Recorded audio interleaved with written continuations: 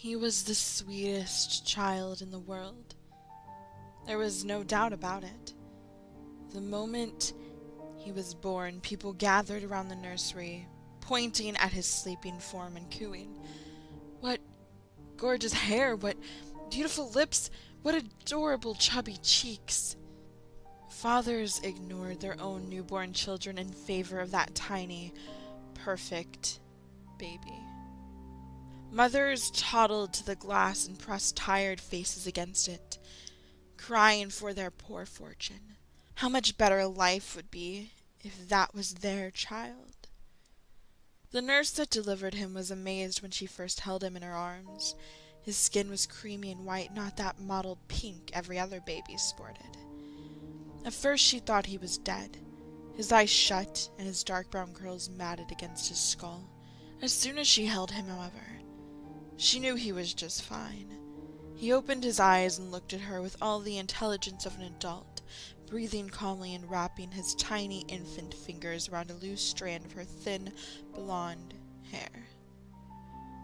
He never once cried, and his mother worried from her bed, sitting up and crying out at the nurse that so lovingly cradled her child. "My baby, what's wrong with him?" Her voice was weak, and her eyes fluttered as she exhaustively fumbled at her bedsheet she was swaddled in. The nurse glared at her over this perfect babe's head and snapped at the woman. There was nothing wrong with this child, and there never would be. Reluctantly, the nurse snipped the child's umbilical cord and set him gently in the nursery, lovingly kissing his head and promising that she would come back for him. Late that night, the nurse quietly tiptoed back into the mother's room, a hospital-issued pillow clutched calmly in her hands. She smothered the mother silently and cleanly, with no one the wiser. The child would be hers no matter what she has to do for it. She would kill 1,000 women to get her hands on that lovely little boy. Swiftly she crept back into the nursery, bending over the tiny crib that held her angel. Crooning, she told the baby boy stories of how she would love him as he grew, and how well taken care of he would be. The nurse didn't even hear the man sliding into the nursery behind her, a scalpel held firmly in his left hand. She didn't even feel the cold steel slide delicately around her slender throat. She didn't feel the two sides of her skin part cleanly when so gently coaxed by the clean blade. Nor did she feel the slick gush of blood out of her throat as she happily died, her fingertips gently caressing the perfect child's gorgeous face, even in the last throes of death. The man who had so proficiently murdered the nurse stepped over her dying body, a look of absolute adoration plastered on his face. Without a word, he picked the child up into his arms and stole out of the hospital. Behind him, every nurse and doctor in the maternity ward went insane looking for him. It was a serene summer's night outside, warm enough for the man to carry the child back to his apartment. Leaving his car and his very pregnant wife back at the hospital he had so deftly escaped from. When he arrived back at his apartment, he did not sleep. Instead, he sat the tiny, beautiful boy on his bed and watched him. For 14 days he watched the child, only moving to feed it and bathe it and give it all the care it needed and more.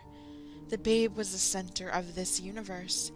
Soon his wife came home, with a mouthful of angry words to toss at her neglectful husband and a tiny babe of her own to care for.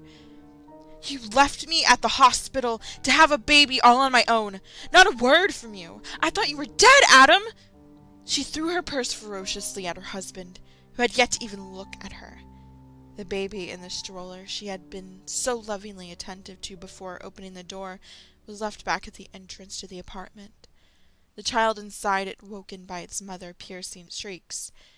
When the mother walked up to kick the man she so suddenly and violently despised, she laid eyes on the most perfect child she has ever seen. It was a tiny, glowing white child with huge black eyes and the most flawless dark curls on the face of the earth. Without hesitation, she leapt toward her weakened, starved husband and choked the last bits of life out of him. Desperate to lay her lips against the child, watching as his face turned increasingly blue and frantic, the tighter she pulled her longing fingers around his neck.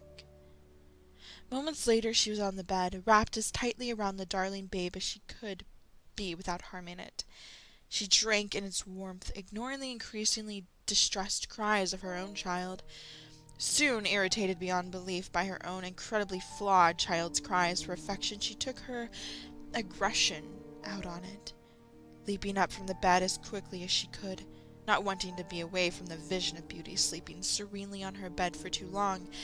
She picked her child up with one hand, slamming it fiercely against the wall of the apartment until its head was a mashed mess of blood and bone and brain bubbling out, dirty in her hands. The police came knocking on the apartment door not too much longer. Terrified by the vicious noise in the apartment beside them, the family next door had dialed 911 reporting domestic abuse. Cautiously, hands on the guns that rested at their hips, the two police entered the apartment. Upon entering, their noses were assaulted by several awful smells. Rot, death, and the smell of someone who had been sitting in their own filth for 2 weeks wafted through the air of this stuffy apartment. It didn't take long for the two officers to see the destruction that had occurred in this place. The gaunt, dead husband dragged half-heartedly into the hallway, his hair matted with blood. The younger officer swayed on his feet, threatening to faint. "Listen, Trudeau, sir, I have a pregnant wife at home. I can't do this. I can't get killed in here."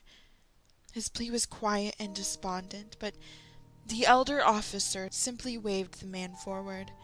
They could hear cooing in the bedroom down the hall, and stepping over the dead man that lay in the entrance, entered the open door to the room. Immediately upon entering, the elder officer bent down and vomited. The scene that met his eyes, too much for even someone as experienced as him to handle. Blood was smeared on the wall where a dead baby, lying there on the floor, its face a smashed mess, had been mercilessly beaten. On the bed was a chubby woman, obviously the woman who had borne and murdered the baby. Cradled in her arms, pressed firmly against a swollen breast, was a naked, rotten baby, its skin blue and its mouth puffed up with death. She was whispering to it sweetly, the most contented look on her face. The younger officer, however, was calm. It was clear what he must do. That woman held an angel, and he wanted it. Such a perfect child had never existed. The decision was easy to make.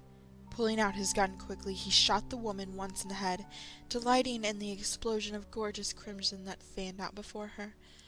The younger man's companion turned, a look of confusion on his face. Immediately he was met with 2 bullets to the left eye. Smiling, the younger man watched his friend slide back against the already bloodied wall behind him. That baby would be his, and no one would stop him from taking it now.